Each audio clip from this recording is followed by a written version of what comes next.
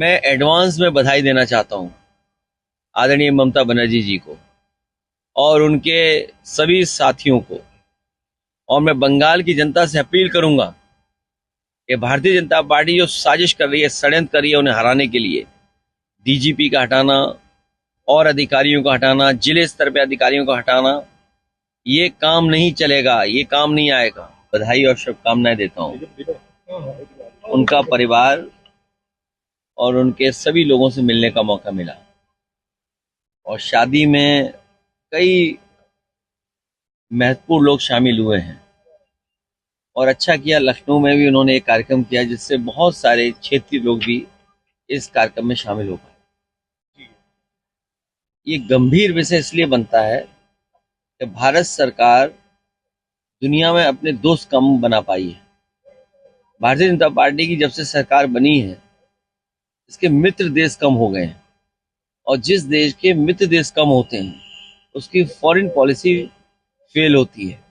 और अब जब इस तरह की सूचना मिल रही है कि भारतीय जनता पार्टी जिस पार्टी के माध्यम से चलती है, भारतीय जनता पार्टी कुछ नहीं है, जिस पे आरोप लग रहे हैं वही असली भारतीय जनता पार्टी है। अगर आरोप उन पे लगे अनरजिस्टर्ड, अंडरग्राउंड संगी साथी भारतीय जनता पार्टी के, उन पे अगर इस तरह के गंभीर आरोप लगे हैं तो बहुत ही हमारे देश के लिए और देश की जो फॉरेन पॉलिसी है उसमें ठेस पहुंची है। सर, बंगाल चुनाव में सर टीएमसी की सूची जारी हो गई, ममता बनर्जी की सीट घोषित। बंगाल चुनाव में सर टीएमसी की सूची जारी हो गई, ममता बनर्जी की सीट घोषित हो गई। सर, बंगाल से क्या उम्मीद है? मैं एडवांस में बधाई देना चाहता हूं आदरणीय ममता बनर्जी जी को और उनके सभी साथियों को।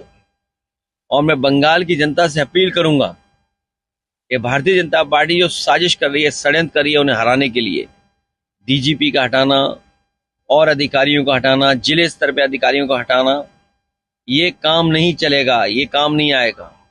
जनता आदरणीय ममता बनर्जी जी के पक्ष में मतदान करेंगे।